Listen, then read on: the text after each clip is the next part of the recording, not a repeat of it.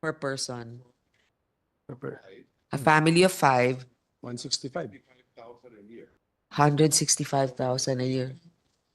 5,000 below, Ganyan. 5, you are poor.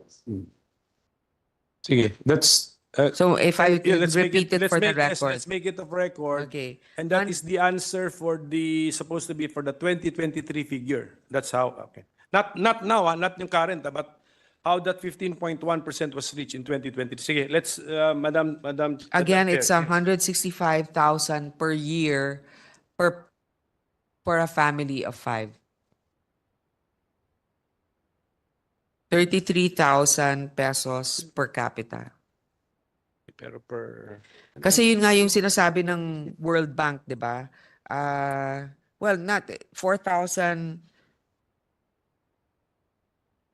4,600 4,363 is the yan yung GDP per capita income.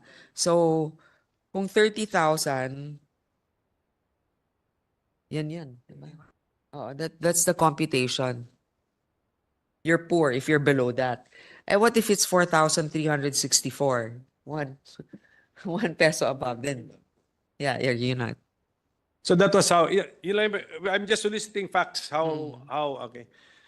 So how about sige how about employment? What's our latest employment figure? Kasi yun po ang Our employment act 3.6% employment. Unemployment. Okay, sige, sa 3.7%, 3.6% unemployment. 3.6 to 3.7%. Oh, actually bumaba na yan from 4.4%. And then can we revisit the definition? How was it? Anong year pala ito? What's the period if the 3.6? 2023, 4.6%. Okay. So far in 2024, 3.7%. Okay. So ang claim natin nag-improve. So how was it defined? How is employment defined? For better appreciation. PSA yan, PSA.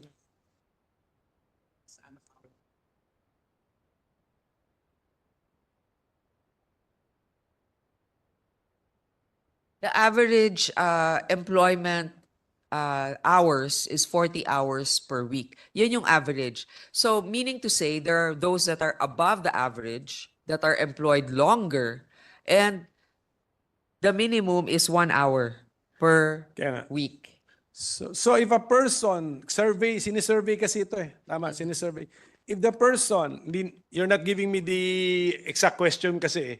If the person claims to have worked 1 hour at the time he was surveyed, he's employed. Yes, Mr. President, but it 0.08 lang ng mga na-survey. 0.07 ang 1 hour.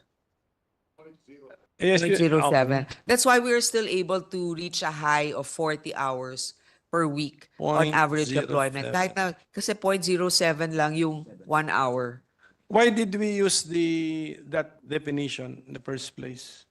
International standards. Mr. International. President. So yung kanina poverty, World Bank ang ginagamit natin. Ito naman sa employment, maybe ILO? Yes. ILO? So is it against best practice or is it against our policy for us to Philippinize the question, Mr. President?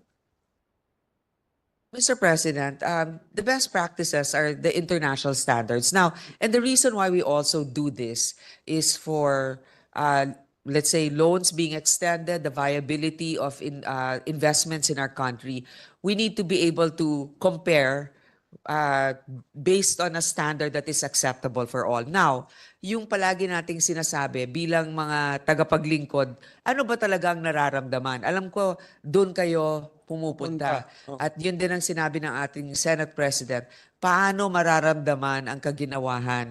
Kaya nga po, while we are debating the macro perspective, we also have to bear in mind that the government has to do certain social support projects that will compensate, even if, let's say, you're not necessarily on the bottom of the the wealth structure, the poverty structure, you are still given support by the government. For example, the free uh, state universities and colleges that the government is providing. Ito naman, hindi naman kailangan napakahirap ka to be able Correct. to avail of this. And whatever you would have spent or your family would have spent for that education goes back to your family's um, what do you call this, ability to spend for other things. That's why, Mr. President, yun hindi na mga nasusukat yon eksakto dito sa macro, pero meron pa rin tayong mga binibigay na tulong dito. Meron kasi akong tinutulungan, Mr. President, na pamilya, mag-asawa. Dati, totally walang trabaho. Ngayon, yung babae, manikurista, yung lalaki, umi-extra sa tricycle. So, in effect,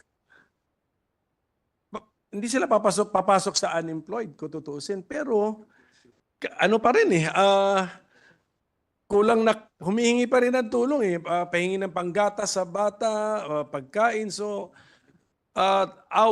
we might be misled, ayoko sabihin deceived, but misled by our unemployment figure that as if maganda na ang may kita na lahat, but the source of income and as well as siguro the amount of the income is not sufficient for their family of 5. Actually, they are also a family of 5, Mr. President. So, anong plano natin? I mean, No, what is the... Mr. President, Can- hindi lang naman ikaw. Yes. Marami talagang mga lumalapit sa atin na akala natin ay magiging okay na, lalo na pagdating sa kalusugan nila. Meron na tayo universal healthcare, may mga discounts for senior citizens, may mga discounts na iba't iba for medical support, pero lumalapit pa rin sa atin kasi kulang, di ba? So, kaya nga, habang kaya natin ay nagbibigay pa rin tayo ng pero syempre, hindi naman natin sinasabing yung maayos na talaga yung in-example ko nga, so dati sa unemployed sila, ngayon hindi na sila sa unemployed, but sa underemployed kaya sila babagsak. So do we have... Yes. So what is that figure for the underemployed? Ito po, let me get that. 11% are underemployed. And the reason also for this, Mr. President, di ba nadagdagan yung trabaho? Nadagdagan yung trabaho sa mga, lalong-lalo na sa private sector. Pero hindi pa nila naaabot yung, sabihin na nating level na masasabi nating komportable sila.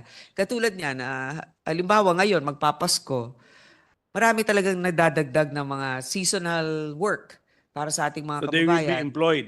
They will be employed. But they are underemployed. Compared to what a regular employee would get, it's not. What's our observation on the trend about underemployment? Is it up? Going up? It's It's still also going down. Yes, Mr. President. So, okay. Today you have 50 million working. Okay, let's start with our labor force is 51.8 million. Our labor force is 51.8 million. 50 million are working.